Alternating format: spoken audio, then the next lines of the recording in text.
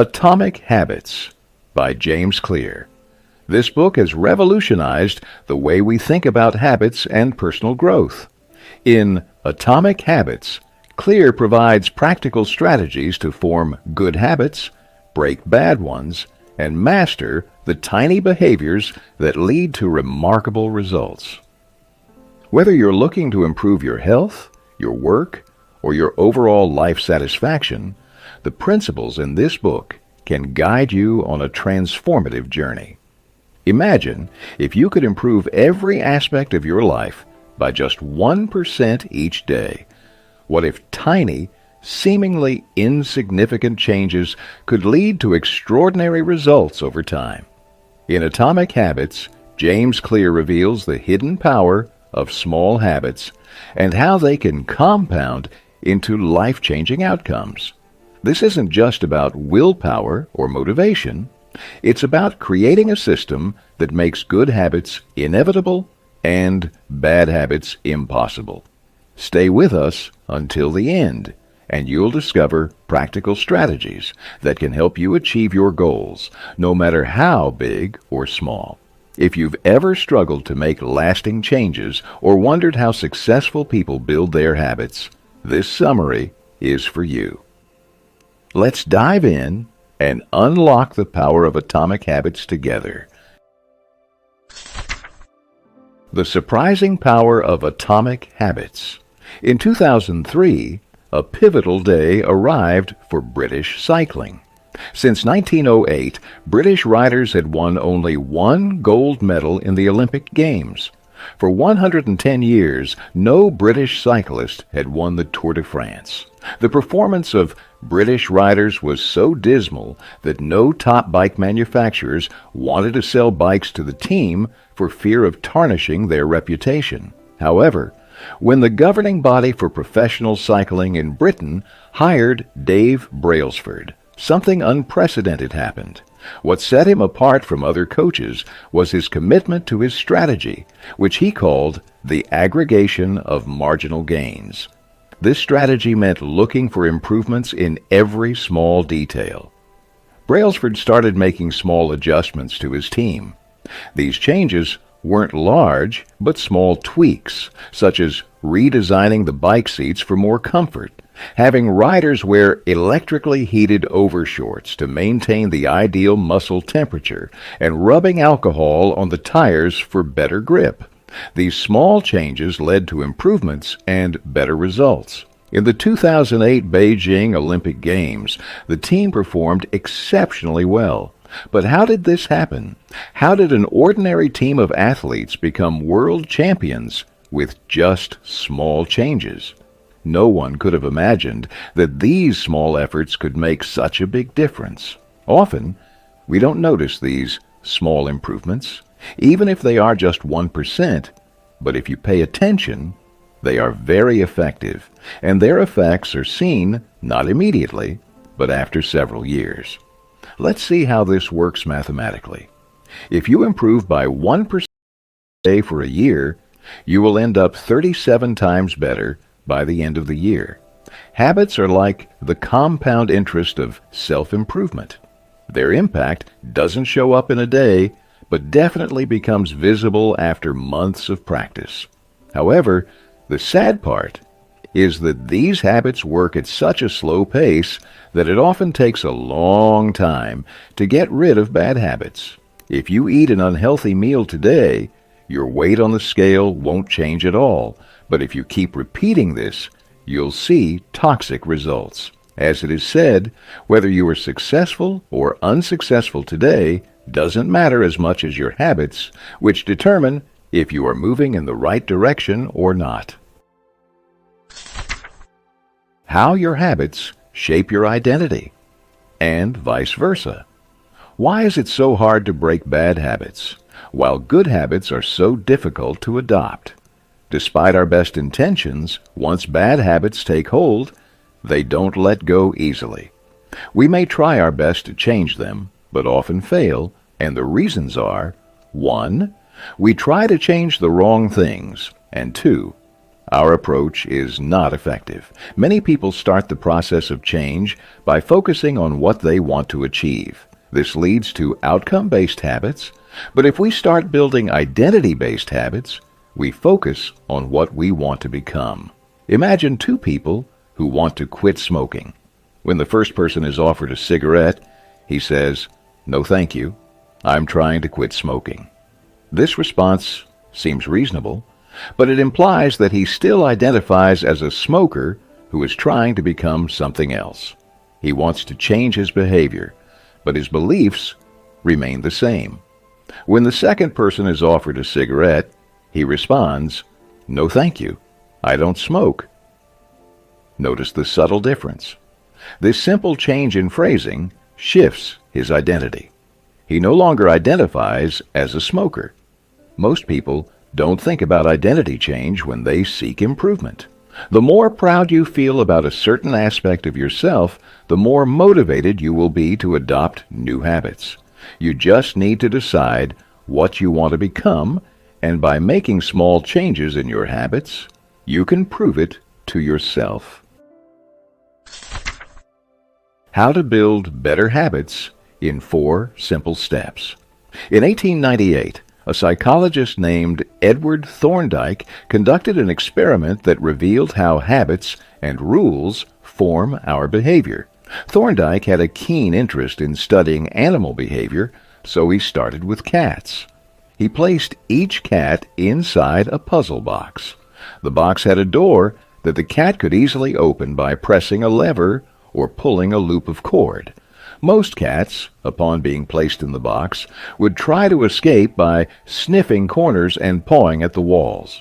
Eventually, they would discover the lever and press it to open the door and escape. After 20-30 trials, it became clear that the cats developed a habitual behavior.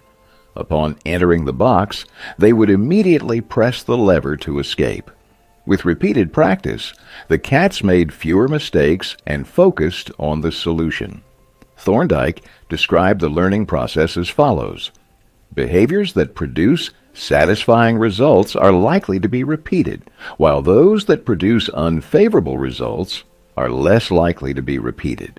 The process of creating habits can be divided into 4 simple steps: cue, craving, response, and reward. 1. Cue. The cue triggers our brain to initiate a behavior. It acts as a signal for the brain to start a routine. This can be anything that provides a hint about the potential reward. Since the cue is the first sign of the reward, it often leads to cravings. 2. Craving. Cravings are the motivational forces behind every habit. Without craving a change, we have no reason to act. For instance, you don't crave smoking a cigarette, you crave the relief it provides. Cravings drive our actions because they are linked to a desire for a specific outcome. 3. Response. The response is the actual habit you perform, which can take the form of a thought or an action. Whether a response occurs or not depends on how motivated you are and how much effort it requires. If a particular action demands too much effort, it might not become a habit. 4. Reward. The reward is the end goal of every habit. It satisfies your craving and teaches you which actions are worth remembering in the future. The cue notices the reward. The craving wants the reward, and the response achieves the reward. If any of these steps are insufficient, a behavior will not become a habit. Understanding this loop helps in designing better habits and breaking bad ones. The first law: make it obvious. The man who didn't look right. I once heard a story about a woman who had been working as a paramedic for many years. She attended a family gathering and became very concerned when she saw her father-in-law. She told him that something about his condition didn't look right and insisted that he should go to hospital immediately. Just a few hours later, he underwent surgery at the hospital, revealing that a major artery was blocked, which could have led to a heart attack at any moment. Thanks to the woman's alertness, the old man's life was saved. The human brain operates like a prediction machine. It observes every small detail and constantly monitors what's happening around you. For instance, a paramedic can recognize a heart attack patient just by looking at their face because their brain has learned to notice the cues that predict certain results. Similarly, your brain can start noticing cues that are important to you as you practice and pay attention to them. These cues become so common in our habits that we often don't even notice them. However, before building new habits, it's essential to pay attention to your current ones. This can be challenging because our habits are often automatic and ingrained over years of repetition. The biggest challenge is becoming aware of what you actually do. To do this, you need to make a list of your daily habits. Once you have a complete list, scan each behavior and ask yourself whether it's a good, bad, or neutral habit. Just score your habits without trying to change anything initially. You need to acknowledge what you do. Don't blame yourself for your faults or praise yourself for your successes. The process of behavior change always starts with awareness. The best way to start a new habit. In 2001, researchers in Great Britain conducted a study with 248 people over 2 weeks to help them build better exercise habits. The first group was a control group that simply had to track how often they exercised.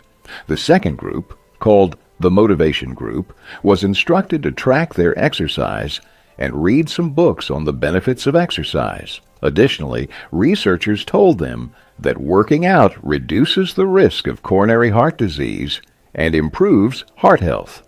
The third group received the same data and motivation as the second group, but with an added task.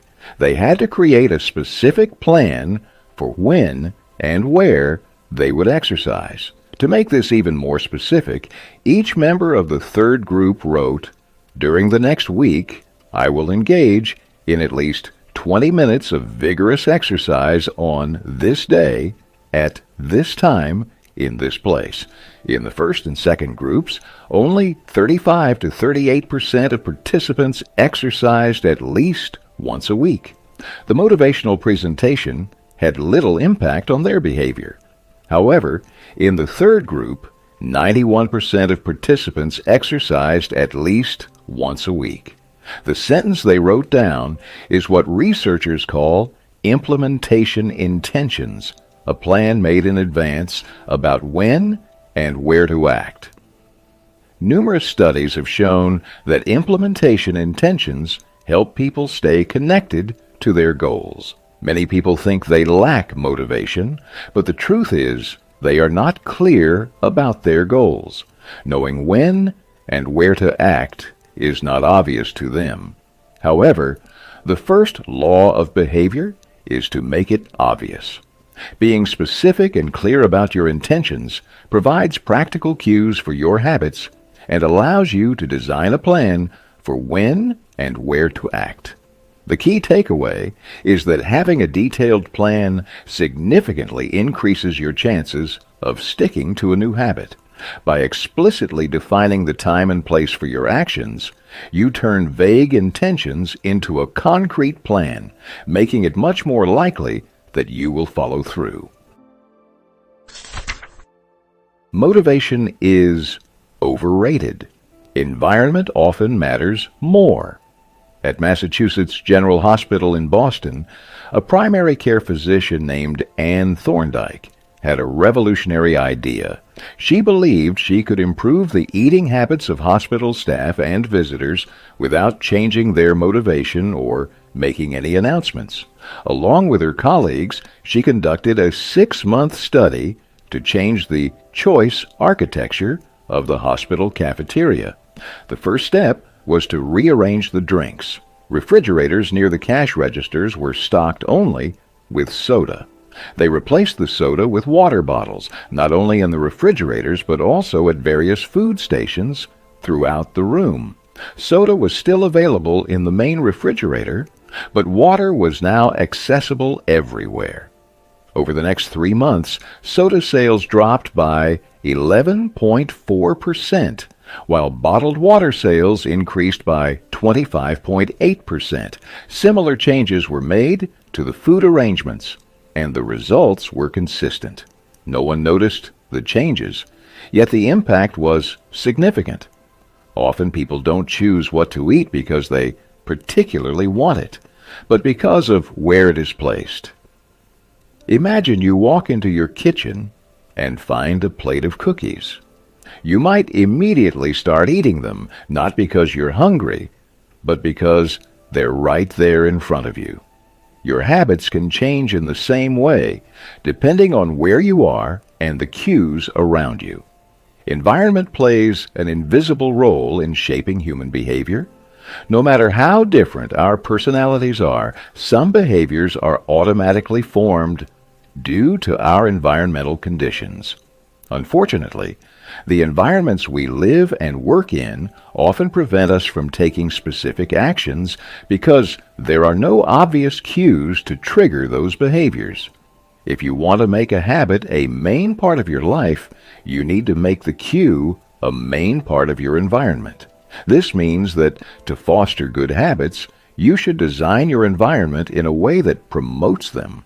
For example, if you want to drink more water, place water bottles around your living space.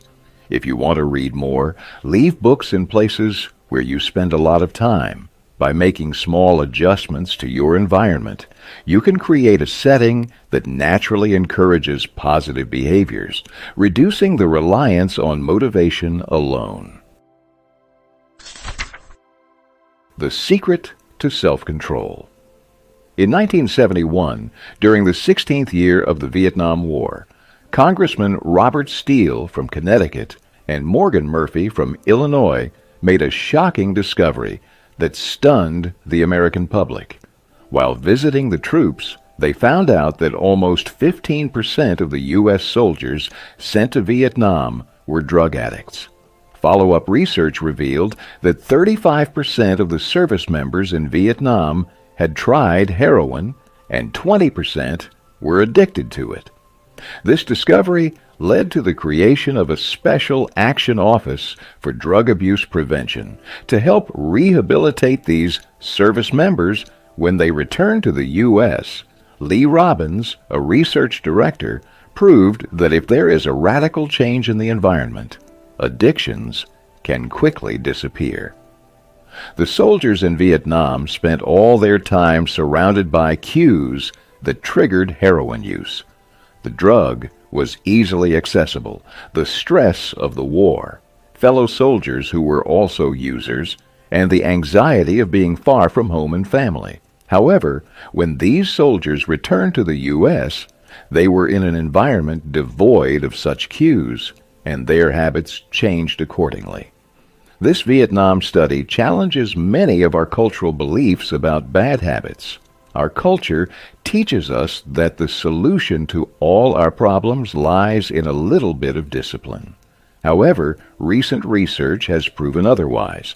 When scientists observed people with strong self-control, they found that these individuals were not much different from those who struggled. Rather, disciplined people are better at life because they avoid tempting situations. People with the most self-control use it the least. If you don't need to exert self-control all the time, practicing self-control becomes much easier. In other words, our self-control does not eliminate our bad habits. Your energy should be directed toward optimizing your environment, which is more powerful. Make the cues for your good habits obvious, and make the cues for your bad habits invisible. This means that to foster good habits, you should design your environment in a way that promotes them. For example, if you want to drink more water, place water bottles around your living space. If you want to read more, leave books in places where you spend a lot of time. By making small adjustments to your environment, you can create a setting that naturally encourages positive behaviors, reducing the reliance on motivation alone. The second law, make it attractive. How to make a habit irresistible. In Dublin, Ireland, an electrical engineering student named Ronan Byrne loved watching Netflix, but also knew he needed to exercise. So, he came up with an idea. He connected his stationary bike to his laptop and TV. Then, he created a computer program that made Netflix work only if he pedaled at a certain speed. By using temptation in this way, exercising became more enjoyable for him. How did this work? It's simple. Connect the action you need to do with the action you want to do. This method is called temptation bundling and applies a psychological theory known as pre-max principle. This principle essentially states that you are more likely to perform a less desirable activity if it is linked to a more desirable one. To make habits attractive or favorable, pair them with something you enjoy. For instance, if you enjoy listening to audiobooks but need to work out, only listen to your favorite audiobook while exercising. This makes the less desirable activity, working out, more appealing because it's paired with something you enjoy, listening to an audiobook. This technique works because it combines immediate gratification with long-term benefits, making the habit more irresistible. By making the necessary actions attractive, you're more likely to stick with them, creating a sustainable habit that doesn't feel like a chore. The role of family and friends in shaping your habits. We don't choose our first habits. We imitate them. We follow our family and friends, our church, our school, our local community, and society at large. Every culture and group has its own set of standards that influence our habits. We unknowingly imitate those close to us, picking up their habits. We copy our parents and try to handle arguments and fights the way they do. We even imitate our coworkers. It's a well-known rule that if you are close to someone, you are likely to copy them. A study found that if one of your friends is obese, your chances of becoming obese increase by 57%, and the same applies in reverse. In a way, our friends and family act as invisible peer pressure. We tend to go in the same direction they do. Of course, peer pressure is only harmful when it leads to negative influences. Therefore, the best thing you can do is join a culture where your good habits are welcomed and encouraged. Surrounding yourself with people who have the habits you aspire to develop will make it easier for you to adopt those habits. Your environment, including your social circles, plays a crucial role in shaping your behavior. Being part of a supportive community can reinforce positive habits and make it more likely for you to stick with them. How to find and fix the causes of your bad habits. You can make any hard habit easier by linking it to a positive mindset. We often say things like, "I have to do this," or "I have to do that." But what if we simply changed one word? Instead of saying, "I have to get up to go to work," say, "I get to get up to go to work." By simply changing the words, you change your entire perspective. This way, you highlight the benefits of your habit rather than the setbacks and disadvantages. The secret to finding and fixing the causes of your bad habits is to reframe the association you have with them. By thinking about them differently, you can turn any hard habit into an enjoyable one. For example, if you dislike exercising, instead of thinking, "I have to exercise," think, "I get to exercise and improve my health." This subtle shift in language emphasizes the positive outcomes rather than the effort involved. This reframing can make a significant difference in how you perceive and approach your habits. By focusing on the benefits and positive aspects, you can transform your mindset and make it easier to stick with good habits. This approach helps you to appreciate the advantages of your actions, making them more appealing and sustainable in the long run. The third law: make it easy. Walk slowly, but never backward. Forming a habit is a process in which a behavior, through repetition, becomes an automatic reflex. Habit repetition brings about clear physical changes in the brain. For example, the cerebellum part of musicians' brains is larger compared to non-musicians. Each time you repeat an action, you activate a specific neural circuit associated with that habit. The time it takes to form a habit doesn't matter as much. Time has never been the problem. What matters is the rate at which you perform a certain behavior. Whether you do something twice in 40 days or 200 times, it's not about the duration, but the frequency. To create any habit, you need to practice it consistently. The key to making habits easier is to focus on small, manageable steps. The goal is to reduce the friction associated with starting a new habit.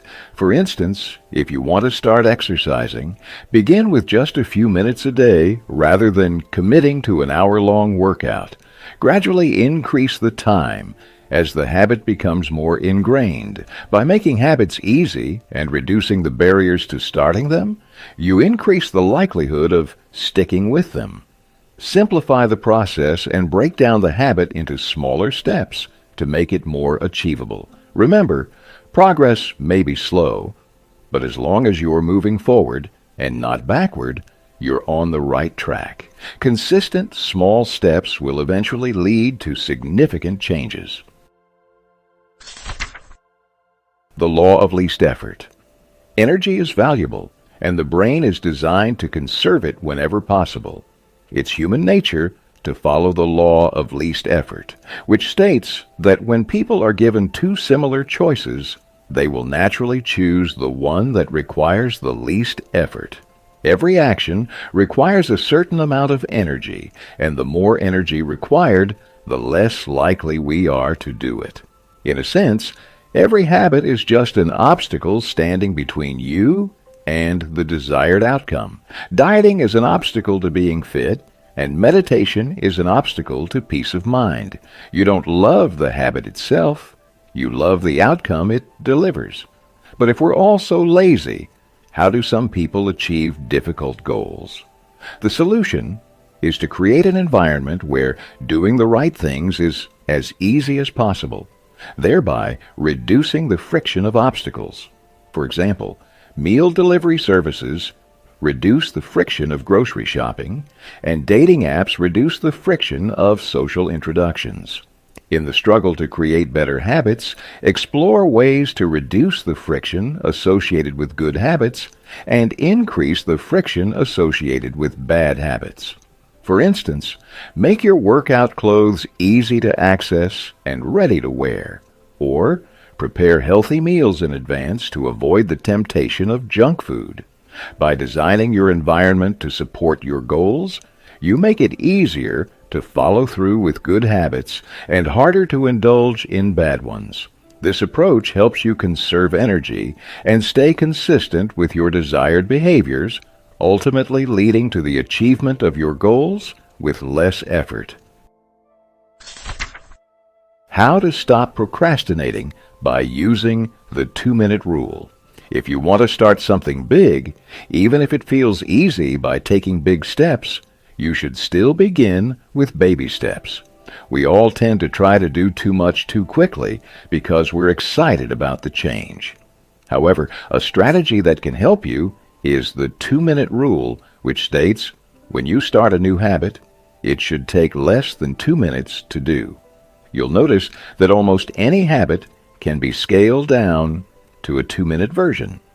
For example, read before bed every night becomes read 1 page before bed every night. Do 30 minutes of yoga becomes take out my yoga mat. The point is to make it easy to start a particular habit. Whether you meditate for 1 minute, read 1 page, fold 1 piece of clothing, or do anything small, just start.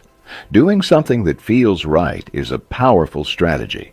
People often think reading 1 page of a book daily is insignificant, But the point is not how much you read or do, it's that you are doing it at all. Once you start, the first 2 minutes become a ritual that leads into a larger routine. This is an ideal way to become proficient in any difficult skill.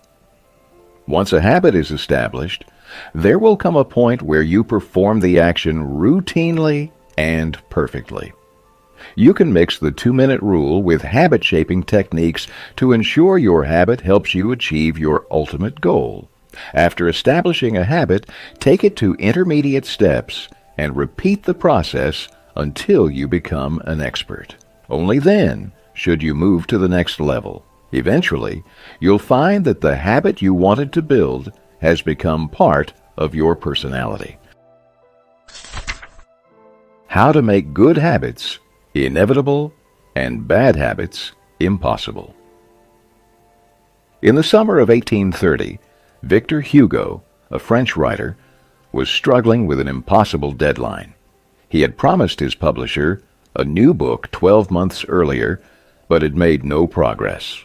Instead, he started working on other projects, delaying his commitment. Frustrated, Hugo's publisher set a strict 6-month deadline, telling him he had to complete the book by February 1831. Faced with this challenge, Hugo devised an unusual strategy. He gave all his clothes to his assistant and instructed them to lock them away. With no clothes to wear outside, he had no choice but to stay home and focus on writing. For the entire fall and winter of 1830, Hugo dedicated himself to writing. His book, The Hunchback of Notre Dame, was published 2 weeks ahead of the deadline, on January 14, 1831. The key to success isn't just making good habits easy, it's making bad habits hard. To make good habits inevitable and bad habits impossible, you need to design your environment to support your goals. 1. Remove temptations. Just as Hugo removed his clothes to avoid leaving his home, you can remove items that lead to bad habits. For example, if you want to eat healthier, remove junk food from your house. 2. Increase friction for bad habits.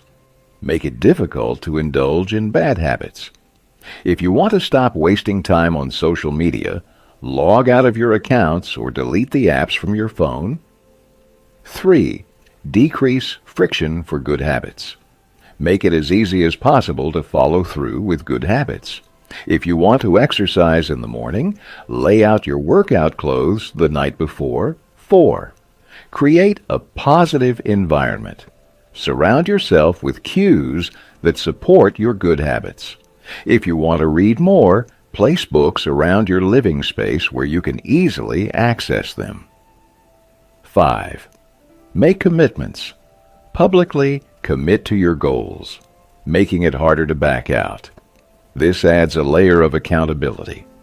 By strategically designing your environment and removing obstacles, you can make good habits easier to maintain and bad habits harder to fall into.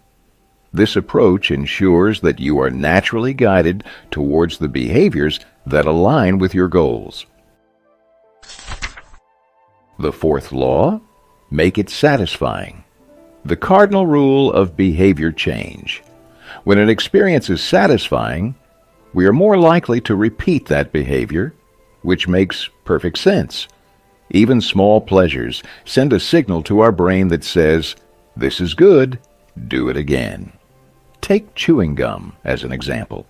The earliest chewing gums had no flavor, just bland resins, which weren't tasty at all. But in 1891, flavors were added, making the experience more enjoyable. It stands to reason that if an experience isn't enjoyable, there's no incentive to repeat it. The cardinal rule of behavior change states behaviors that get rewarded get repeated, and behaviors that get punished get avoided. However, this rule is a bit tricky. We don't just seek satisfaction, we seek immediate satisfaction. The outcomes of all habits are different over time, and these outcomes are often surprising. For example, bad habits often provide immediate pleasure but have long-term negative consequences, while good habits can be challenging initially but provide long-term benefits. An immediate reward is often preferred over a future reward. People tend to spend their time seeking instant gratification rather than waiting for long-term benefits. The key point here is that the end of a behavior should be satisfying. If you want to end a bad habit, you need to make the change enjoyable because change becomes easier when it's enjoyable. To make good habits satisfying, you can 1. Track your progress. Keeping a journal or a chart to mark your achievements can provide immediate satisfaction and a sense of accomplishment. 2. Reward yourself. Create a reward system for completing a habit. For example, treat yourself to something small when you complete a workout or finish a task. 3. Visual cues. Use visual reminders of your progress, such as a jar, where you add a coin each time you complete a habit. Seeing the jar fill up can be satisfying and motivating. 4. Make it fun. Find ways to make the habit itself enjoyable. If you want to exercise, choose activities you enjoy, like dancing or playing a sport. By ensuring that good habits are satisfying and pleasurable, you increase the likelihood of sticking with them. Remember, the goal is to make the process enjoyable so that you naturally want to repeat the behavior, thereby reinforcing positive habits and eliminating negative ones. How to stick with good habits every day.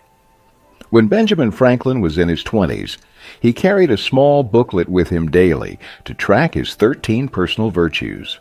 This list included goals like lose no time, meaning don't waste time and always do something useful.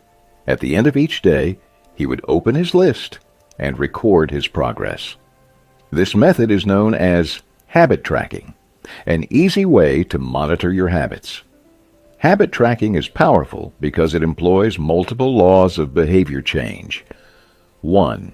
Make it obvious. Habit tracking makes a behavior obvious. Every time you open your list, you see your goals written down, reinforcing the behavior. 2. Make it attractive. Habit tracking makes any habit enjoyable because the most effective form of motivation is progress. Seeing tangible evidence of your advancement can be very satisfying. 3. Make it satisfying. It's widely known that crossing an item off a to-do list feels incredibly satisfying. Seeing your progress and results is inherently rewarding. Habit tracking is crucial for staying motivated because it keeps your focus on your goals. Here are some tips to effectively track your habits. 1. Use a journal or app. Keep a dedicated journal or use a habit tracking app to log your daily habits. This can provide a visual representation of your progress. 2. Set clear goals. Define what success looks like for each habit. Clear, measurable goals help you understand what you need to do each day. 3. Track consistently. Make it a daily routine to review and update your habit tracker. Consistency is key to building and maintaining habits. 4. Celebrate small wins. Acknowledge your achievements, no matter how small. Celebrating progress keeps you motivated. 5. Review regularly. Periodically review your habit tracker to assess your progress and make adjustments if necessary. Reflecting on your journey helps you stay aligned with your goals.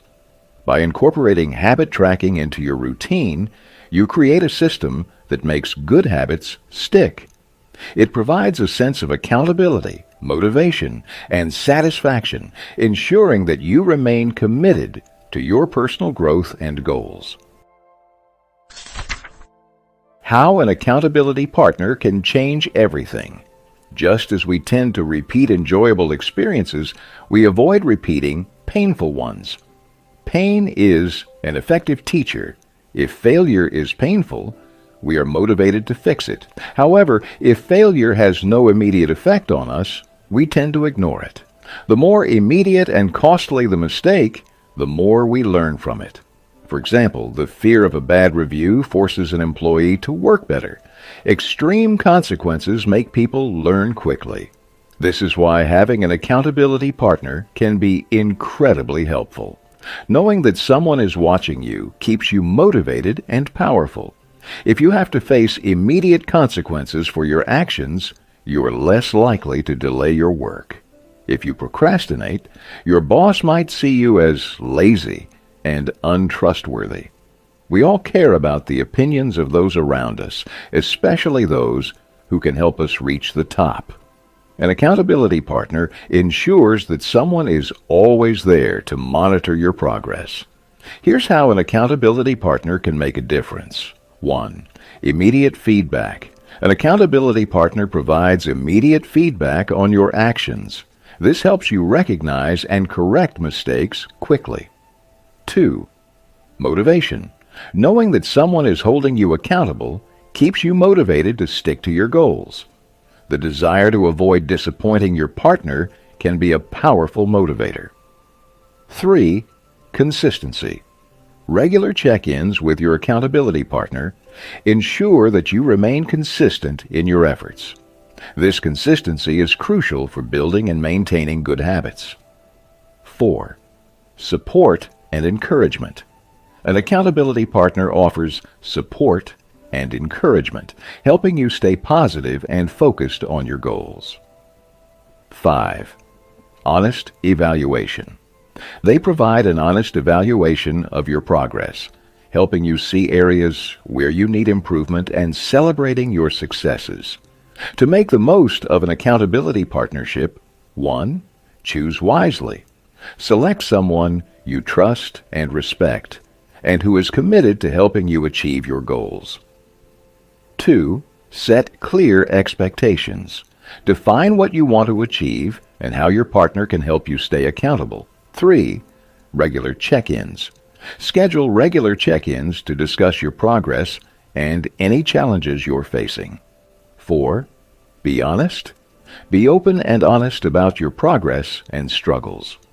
Transparency is key to making the partnership effective. By having an accountability partner, you create a system of external checks and support that helps you stay on track and achieve your goals more effectively. Advanced tactics. How to go from being merely good to being truly great. When you practice a habit long enough, it can start to feel routine and boring. What once excited you and brought satisfaction now feels like just another part of your day. This boredom is one of the greatest challenges you will face.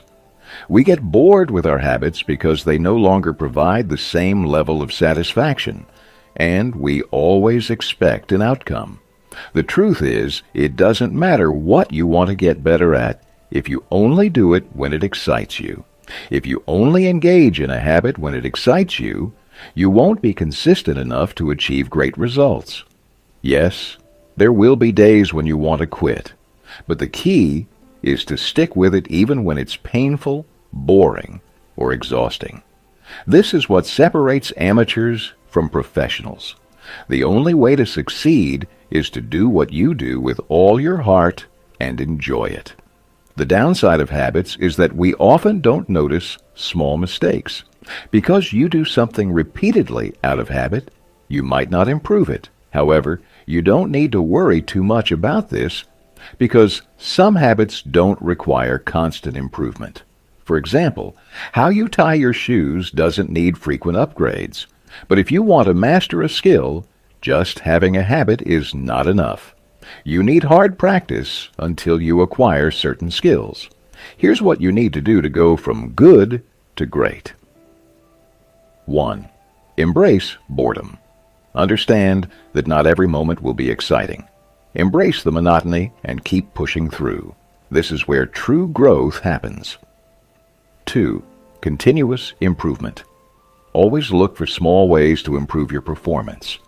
Don't lock yourself into old thinking and acting patterns. Life is constantly changing, and so should your habits and beliefs.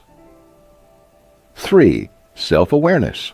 Maintain a high level of self-awareness.